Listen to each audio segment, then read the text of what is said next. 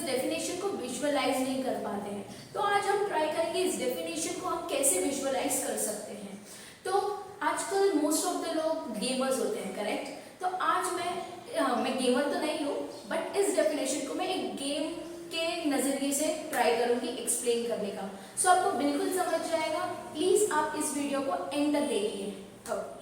तो सबसे पहले हम स्टार्ट करते हैं व्हाट इज अ सीक्वेंस। ये सीक्वेंस क्या होता है? तो sequence is nothing but just a function which is defined from natural numbers to real numbers. तो what is a sequence? Sequence is defined as Sn. Sn क्या होता है? जो नेचुरल नंबर से डिफाइंड होके रियल नंबर्स में जाता है। मतलब इसका डोमेन जो होता है वो natural numbers and codomain is real numbers. तो अब सीक्वेंस को लिखते कैसे हैं? हम एसएन को लिखते हैं S1, S2, S3, S4 and so on. अब जैसे हमारा नेचुरल नंबर है, नेचुरल नंबर इज इनफाइनाइट, हमारा डोमेन जो है वो इनफाइनाइट है, तो इसलिए हमारा सीक्वेंस के टर्म्स भी क्या होंगे? हमारा सीक्वेंस है वो भी इनफाइनाइट होता है, कभी फाइनाइट नहीं हो सकता है। भले ही उसके अंदर के टर्म्स ऐसे हो जाएंगे, सारे वैल्यूज 1 1 1 1 1 हो सकते हैं, तो सेम वैल्यूज लेगा, बट वो कभी भी फाइनाइट जगह पे नहीं रुक सकता, वो उसे इनफाइनाइट ही जाना होगा, because our domain is infinite. तो ये होता है जनरल सीक्वेंस क्या होता है। बट सबसे अभी आज का टॉपिक हमारा सीक्वेंसेस नहीं है, हमारा है convergence of a sequence. So अभी कन्वर्जेंस ऑफ अ सीक्वेंस की डेफिनेशन क्या होती है? For all epsilon greater than 0 there exist some stage capital N such that mod Sn minus L is less than epsilon. Let's start with convergence of a sequence. तो अभी convergence of sequence की definition सीखने के लिए वो epsilon वाले पे बाद में जाते हैं, जो फॉर्मल डेफिनेशन है हमारी, हम उसे खुद डिराइव करेंगे बाय दिस एग्जांपल। तो सबसे पहले एक गेमिंग एग्जांपल ले लेती हूँ मैं।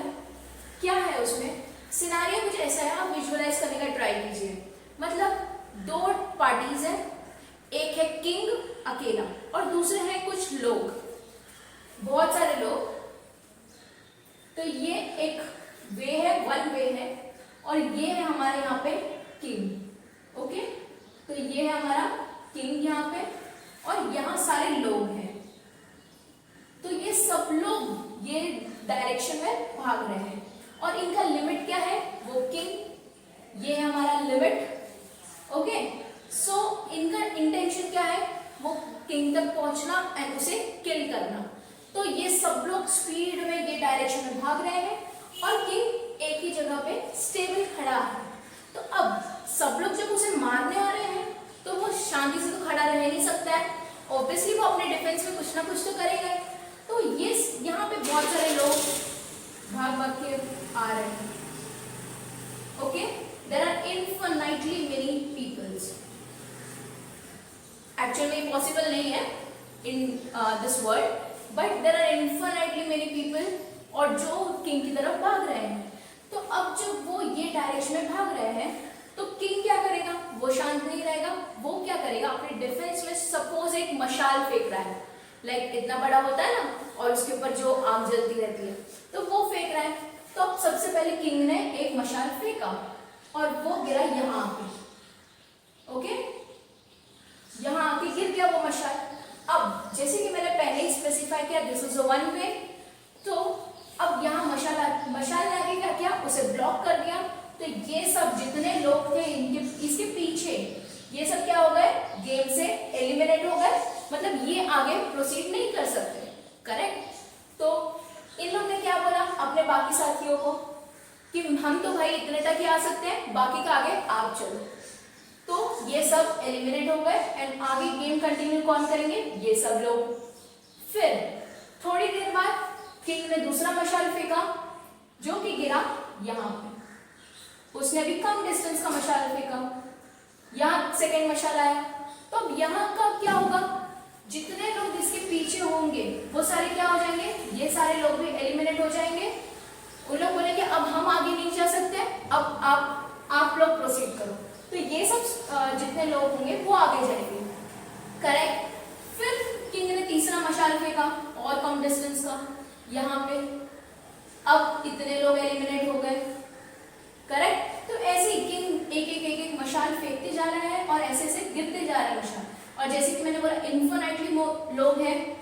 खत्म ही नहीं हो रहे। तो अगर किंग कितना भी कम डिस्टेंस का मशाल फेंके फिर भी कोई ना कोई ऐसा मिल ही जा रहा है जो आगे बच रहा है उसकी तरफ जाने के लिए, तो ये हो जाएगा एक ना एक टाइम आएगा कोई ना कोई आगे जाके पहुंच जाएगा किंग के पास, क्योंकि किंग उन्हें रोक नहीं पा रहा है। मतलब वो कितना भी डिस्टेंस का मशाल फेंक रहा है but there are some people जो लिमिट पे पहुंच जाएंगे। तो इसमें क्या हो गया, लिमिट इज मतलब सीक्वेंस जो है कन्वर्ज हो जाएगा। सिनेरियो समझ गया। अब देखो यहाँ पे हमारा सीक्वेंस कैसे रिलेटेड है। ये जितने लोग थे ना ये सब है हमारे सीक्वेंस के मेंबर्स। क्या है, हमारे सीक्वेंस के जो एलिमेंट्स होते हैं ना S1, S2, S3, ये सब वो लोग हैं। जैसे कि मैंने बताया सीक्वेंस हमेशा इनफाइनाइट होता है, तो यहाँ भी लोग क्या है, इनफाइनाइट है। ओके, तो सबसे पहले ये सब क्या है, ये सब सीक्वेंस के मेंबर्स हैं। तो सीक्वेंस के मेंबर्स एक तरफ जा रहे हैं। ओके, ये हमारा क्या है, किंग हमारा क्या है, लिमिट है, तो इसे हम L बोलते हैं। ओके, एंड देन ये जो वो मशाल फेंक रहा था ना एक एक डिस्टेंस कम, मतलब वो डिस्टेंस कम करते जा रहे हैं, करेक्ट। तो ये जो डिस्टेंस होता है इसे बोलते हैं हम epsilon distance. This is our epsilon. जितना डिस्टेंस का वो फेंक रहा था मशाल वो है हमारा एप्सिलॉन। जैसे कि पहला मशाल इधर आया है तो this is our epsilon distance, second यहाँ आया है तो this is our epsilon distance. ऐसे ही करते करते वो एप्सिलॉन कम करते जा रहा है, मतलब एप्सिलॉन को वो क्या कर रहा है, कम करते करते वो जीरो हो जाएगा एक टाइम। ओके, अब डिस्टेंस बोल रही हूँ मैं तो डिस्टेंस तो नेगेटिव होगा नहीं, तो ऑब्वियसली वो लास्ट उसका क्या होगा, जीरो। ओके, देन तो ये सीक्वेंस एस मतलब ये टर्म्स को एक साथ क्या बोल सकते हैं, एसएन, ये हमारा लिमिट है, ये एप्सिलॉन है। अब नेक्स्ट चीज, जहां मशाल गिरा है सबसे पहले हम इतना डेफिनेशन लिखते हैं, हम एप्सिलॉन हमेशा ग्रेटर देन जीरो ले सकते हैं। एप्सिलॉन एक डिस्टेंस है तो उसे हमेशा हमें ग्रेटर देन जीरो लेना ही पड़ेगा, मतलब डिस्टेंस तो नेगेटिव। किंग अगर नेगेटिव डिस्टेंस ही फेंकना है तो मतलब अपने पीछे फेंकेगा तो मैटर ही नहीं करेगा, लोग तो यहां से आ रहे हैं, करेक्ट। तो एप्सिलॉन हमेशा greater than zero. Second thing, definition में होता है हमारे there exist capital N belongs to natural numbers. Okay, अब ये क्या होता है, देख लो, पहला एप्सिलॉन यहां गिरा है, मशाल यहां गिरी थी, तो स्टेज क्या होता है, एक ऐसा प्लेस उसके आगे वाले कंटिन्यू करेंगे। जैसे यहाँ पे ये मशाल हमारा क्या है, ब्लॉकेज था, इसके आगे वाले से कोई भी अगर इस मशाल से आगे है वो कंटिन्यू कर सकता है। तो हमारा स्टेज हो गया यहां से, ये वाला जो है ना, ये इसके जस्ट नेक्स्ट वाला ये हमारा होता है स्टेज, इसे बोलते हैं हम स्टेज। स्टेज का मतलब होता है कि उसके आगे सब सेटिस्फाइड करेंगे। क्या करेंगे सेटिस्फाइड, एक स्टेज मिल जाएगा, this capital N is stage. ठीक है, पहले हमने एक एप्सिलॉन ले लिया, फिर एक स्टेज हमें मिल गया, एक स्टेज मिल गया। क्या कर रहा है लेकिन वो स्टेज ये कंडीशन सेटिस्फाई कर रहा है, Sn minus L is less than epsilon.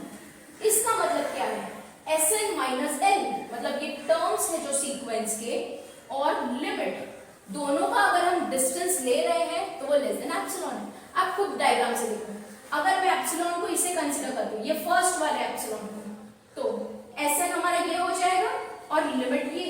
तो अगर इसके बीच के कोई भी हम टर्म्स लेंगे तो हमेशा एप्सिलॉन से तो छोटे ही होंगे ना। एप्सिलॉन का डिस्टेंस इतना है, स्टेज के आगे यहाँ हम कोई भी एलिमेंट ले लें, कोई भी मेंबर ले लें सीक्वेंस का, तो उसका डिस्टेंस, अभी सपोज मैंने Sn को यहाँ कंसीडर कर लिया, तो Sn माइनस L ये डिस्टेंस हो जाएगा, और ये हमेशा इससे तो छोटा ही होने वाला है ना।